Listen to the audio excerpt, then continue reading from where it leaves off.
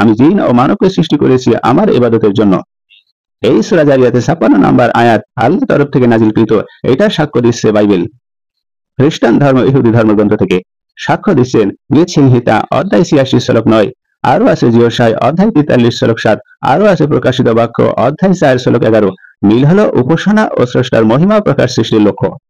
প্রকাশিত সৃষ্টির লক্ষ্য আরো বলেছে ভগবদ গীতা হিন্দু ধর্মগ্রন্থ অধ্যায় 9 শ্লোক 27, আরো বলা হয়েছে ভগবদ গীতা অধ্যায় 10 শ্লোক 20। মিল হলো জীবনের উদ্দেশ্য ঈশ্বরের সেবা ও তার সাথে সম্পর্ক স্থাপন করা।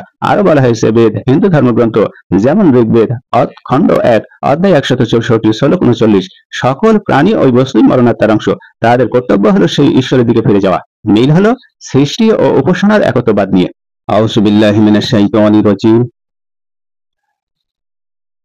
বিসমিল্লাহির রহমানির রহিম।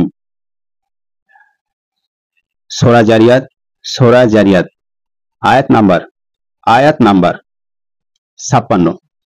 ইসলাম ও অন্য ধর্মগ্রন্থের দৃষ্টিভঙ্গি তুলনামূলক বিশ্লেষণ। সূরা জারিয়াত আয়াত নাম্বার 56 এর বক্তব্য আল্লাহ রাব্বুল আলামিন বলেছেন ওমা খলাকতুল জিন্না ওয়াল ইনস ইল্লা লিয়াবুদুন। আমি জিন ও মানুষকে কেবল আমার ইবাদতের জন্যই সৃষ্টি করেছি।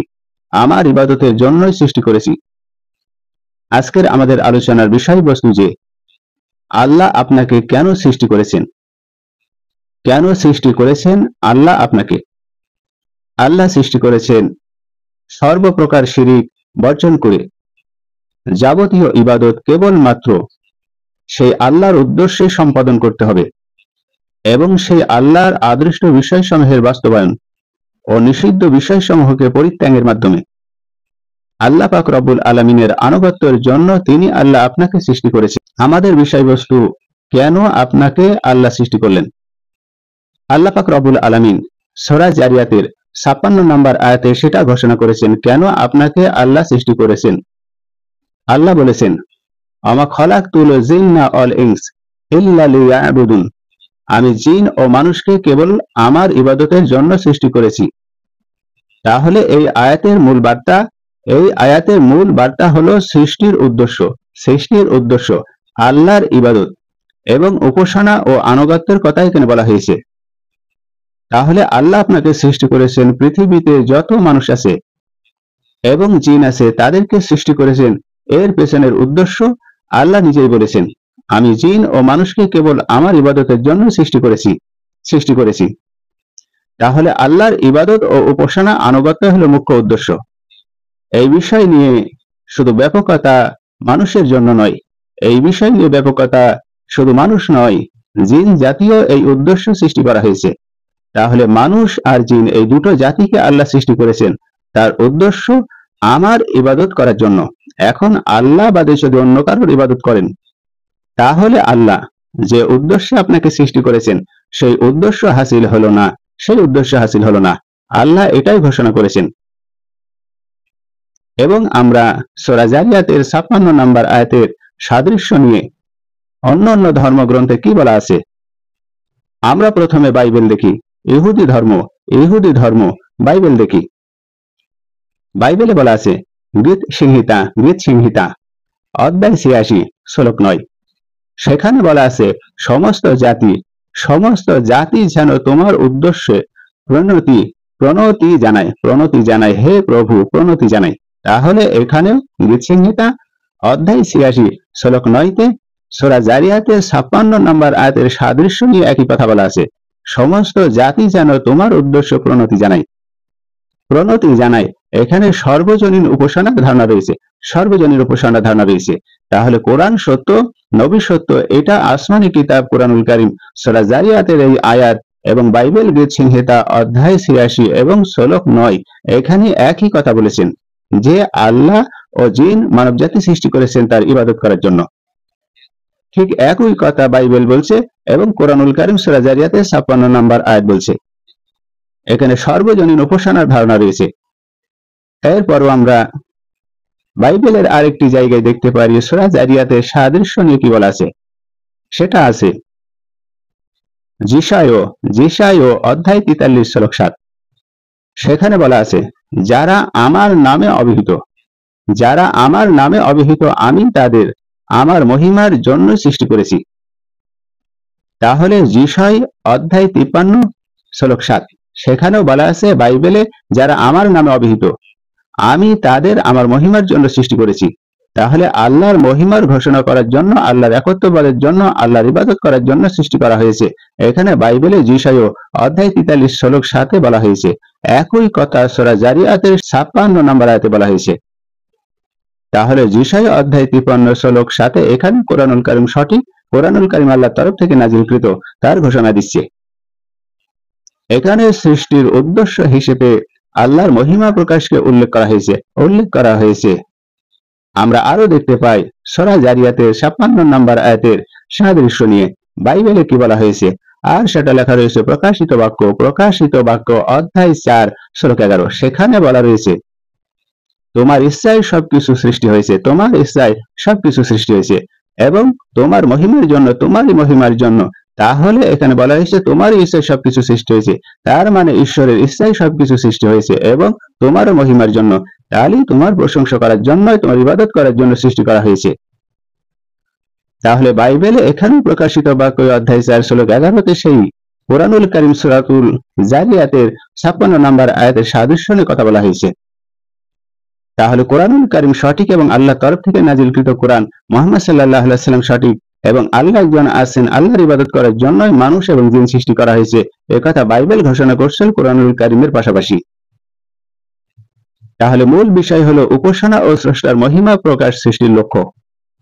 উপাসনা ও স্রষ্টার মহিমা প্রকাশই সৃষ্টির লক্ষ্য, যেটা কোরআনুল কারীম সূরা জারিয়াতের 56 নম্বর আয়াত সহ বাইবেল প্রকাশিত বাক্য অধ্যায় 4 শ্লোক 11 এবং যিশয় অধ্যায় 53 শ্লোক 7 এবং সংহিতা অধ্যায় 86 শ্লোক 9 একই কথা ঘোষণা করছে। এরপরও আমরা সূরা জারিয়াতের 56 আয়াত নিয়ে আর ভগবদ গীতা থেকে সাদৃশ্য উল্লেখ করতে পারি।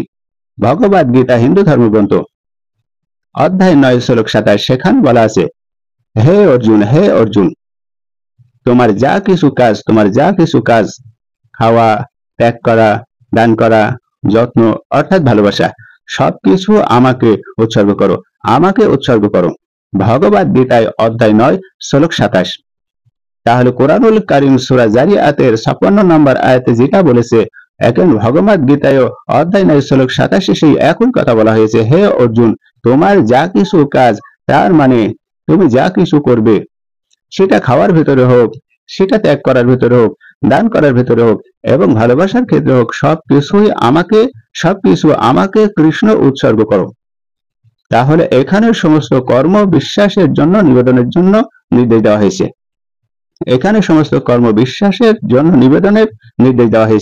নির্দেশ দেওয়া হয়েছে। সূরা জারিয়াতের 56 নম্বর আয়াতের সাদৃশ্য নিয়ে ভগবদ গীতায় আরো বলা হয়েছে অধ্যায় 10 শ্লোক 20 বলা হয়েছে আমি সমস্ত জীবের আত্মা, তাদের উৎপত্তি ওই ধ্বংসের কারণ। তাহলে এখানে বলা হয়েছে ঈশ্বর, তিনি বলছেন আমি সমস্ত জীবের আত্মা, তার মানে ঈশ্বর সমস্ত জীবকে সৃষ্টি করেছেন, তাদের আত্মা দিয়েছেন, তাদের রক্ষণাবেক্ষণের দায়িত্ব নিয়েছেন। এখানে একথা বলা হয়েছে, তাই বলা হয়েছে আমি সমস্ত জীবের আত্মা, তাদের উৎপত্তি আমি এবং তাদের ধ্বংসের কারণ আমি। তাহলে সূরা জারিয়াতের 56 নম্বর আয়াতের যেটা বলা হয়েছে যে একমাত্র জিন ও ইনসান সৃষ্টি করেছে আমার ইবাদতের জন্য, ঠিক একই কথা ভগবদ গীতা অধ্যায় 9 শ্লোক 27 এবং অধ্যায় 10 শ্লোক 20 একই কথা বলছে। এখানে সাদৃশ্য পাওয়া যাচ্ছে। তাহলে কোরআন সত্য, আল্লাহ তরফ থেকে নাজিলকৃত কোরআন, মুহাম্মদ সাল্লাল্লাহু আলাইহি ওয়াসাল্লাম আল্লাহর নবী, তার প্রমাণ হলো। তাহলে সৃষ্টির কেন্দ্র ঈশ্বরের অবস্থান, মিল হলো জীবনের উদ্দেশ্য ঈশ্বরের সেবা ও তার সাথে সম্পর্ক স্থাপন করা। জীবনের উদ্দেশ্য ঈশ্বরের সেবা ও ঈশ্বরের সাথে সম্পর্ক স্থাপন করা এখানে ঘোষণা করা হয়েছে।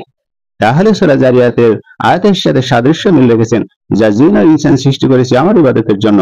এই সাদৃশ্য মিল রেখেছেন ভগবদ গীতা অধ্যায় 10 শ্লোক 20, ভগবদ গীতা অধ্যায় 9 শ্লোক 27, আরো আছে বাইবেল প্রকাশিত বাক্য অধ্যায় 4 শ্লোক 11, আরো আছে বাইবেল যিশয় অধ্যায় 43 শ্লোক 7, আরো আছে বাইবেল সংহিতা অধ্যায় 86 শ্লোক 9।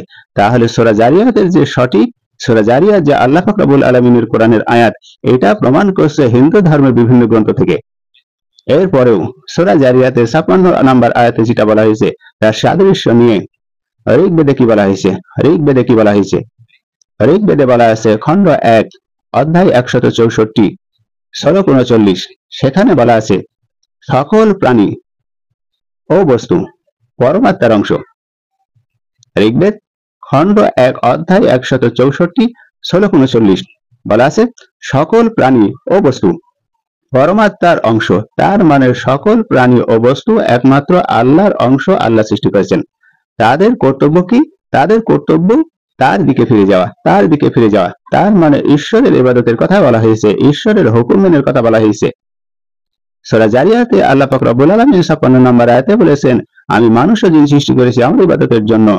ঋগ্বেদ খণ্ড 1 অধ্যায় 164 শ্লোক 39 সেই একই কথা ঘোষণা করছে সকল প্রাণী ওই বস্তু আল্লাহর অংশ, তাদের কর্তব্য হলো তাদেরকে ফিরে যাওয়া। তাহলে মূল সৃষ্টি ও উপাসনার একত্ববাদের কথা বলা হয়েছে। তাহলে ঋগ্বেদে ঘোষণা করছে কোরআন সঠিক, মুহাম্মদ সঠিক, তিনি নবী ছিলেন এবং আল্লাহ প্রদত্ত নবী ছিলেন। এরপরও আমরা গ্রন্থ সাহেব শিখ ধর্ম সেখান থেকে উদ্ধৃতি দিতে পারি। গুরু গ্রন্থ সাহেব আজ্ঞা, গুরু গ্রন্থ সাহেব আজ্ঞা 1, সেখানেও বলা হয়েছে সকল জীবের একই স্রষ্টা, তার স্মরণে মুক্তি। তাহলে সূরা জারিয়াতের 56 নম্বর আয়াতে যা বলছে আল্লাহ বলছেন আমি জিন ও মানবকে সৃষ্টি করেছি আমার ইবাদতের জন্য, এখানে গুরু গ্রন্থ সাহেব আজ্ঞা 1 একই কথা এখানে বলছে শিখ ধর্মে সকল জীবের একই স্রষ্টা এবং তার স্মরণে একমাত্র মুক্তি মিলবে। তাহলে মূল বিষয় হলো এক ঈশ্বরবাদ ও উপাসনার কেন্দ্রীয়তা নিয়ে কথা বলা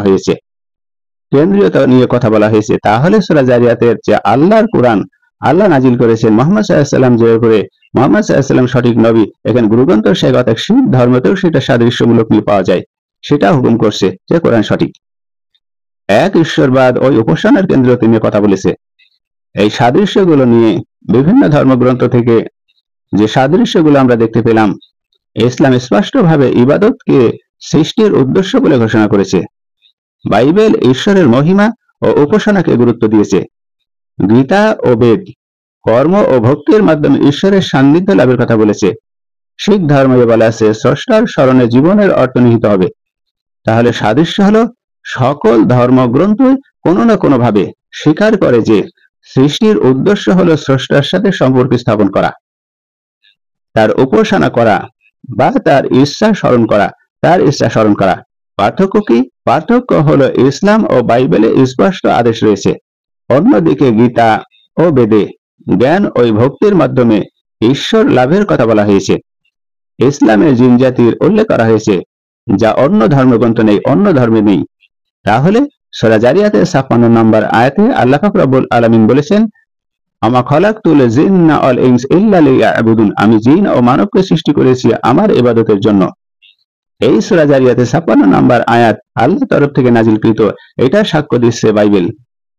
খ্রিস্টান ধর্ম ইহুদি ধর্মগ্রন্থ থেকে সাক্ষ্য দিচ্ছেন গীত সংহিতা অধ্যায় 86 শ্লোক 9, আরো আছে জিওসাই অধ্যায় 43 শ্লোক 7, আরো আছে প্রকাশিত বাক্য অধ্যায় 4 শ্লোক 11। মিল হলো উপাসনা ও স্রষ্টার মহিমা প্রকাশ সৃষ্টির লক্ষ্য। আরো বলেছে ভগবদ গীতা হিন্দু ধর্মগ্রন্থ অধ্যায় 9 শ্লোক 27, আরো বলা হয়েছে ভগবদ গীতা অধ্যায় 10 শ্লোক 20। মিল হলো জীবনের উদ্দেশ্য ঈশ্বরের সেবা ও তার সাথে সম্পর্ক স্থাপন করা। আরো বলা হয়েছে বেদ হিন্দু ধর্মগ্রন্থ যেমন ঋগ্বেদ খণ্ড 1 অধ্যায় 164 শ্লোক 39 সকল প্রাণী ওই বস্তুই মরণাত্মার অংশ, তাদের কর্তব্য হলো সেই ঈশ্বরের দিকে ফিরে যাওয়া। মিল হলো সৃষ্টি ও উপাসনার একত্ববাদ নিয়ে। তাহলে এখানে আরো বলা হয়েছে শিখ ধর্মগ্রন্থে গুরু গ্রন্থ সাহিক আজ্ঞা 1 সকল জীবের একই স্রষ্টা, তার স্মরণে একমাত্র মুক্তি মিলবে। তাহলে আমরা বিভিন্ন ধর্মগ্রন্থ থেকে সূরা জারিয়াতের 56 নম্বর আয়াতের সপক্ষে উপস্থাপন করতে পেরেছি, সাদৃশ্য মিল করতে পেরেছি। কোরআন ভগবদ গীতা বলছে, শিখ ধর্ম বলছে কোরআন সঠিক, কোরআন মুহাম্মদ সাল্লাল্লাহু আলাইহি ওয়াসাল্লামের উপর নাযিল হয়েছে, আল্লাহ রাব্বুল আলামিনের তরফ থেকে এটা পরিষ্কার হলো। উপসংহার হলো সূরা জারিয়াতের 56 নম্বর এই আয়াতের মূল বক্তব্য হচ্ছে স্রষ্টার উপাসনা। বাইবেলে বলছে স্রষ্টার উপাসনা করো এবং ভগবদ গীতাও বলছে স্রষ্টার উপাসনা করো এবং শিখ ধর্মগ্রন্থ বলছে ঈশ্বরের উপাসনা করো। তাহলে বিভিন্ন ধর্মগ্রন্থে ভিন্ন ভাষায় কিন্তু গভীর সাদৃশ্য নিয়ে উপস্থাপিত হয়েছে।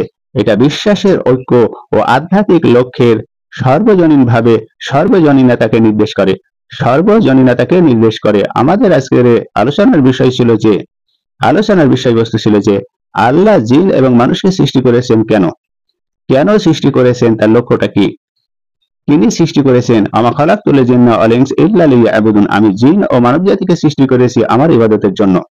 এখন আপনি কোরআন অনুসরণ যদি না করেন, মুহাম্মাদের অনুসরণ যদি না করেন, তাহলে আপনি বেদকে অস্বীকার করলেন, ভগবত গীতাকে অস্বীকার করলেন এবং শিখ ধর্মগ্রন্থ অস্বীকার করলেন, আর কোরআন তো অস্বীকার করলেনই। আল্লাহ পাক রব্বুল আলামিন পরিষ্কার করে দিয়েছেন সমস্ত জাতিকে একমাত্র আমি সৃষ্টি করেছি আমার ইবাদত করার জন্য। আল্লাহ পাক রব্বুল আলামিন আমাদেরকে বোঝার মতন তৌফিক দান করুন। সকলে বলুন আমিন।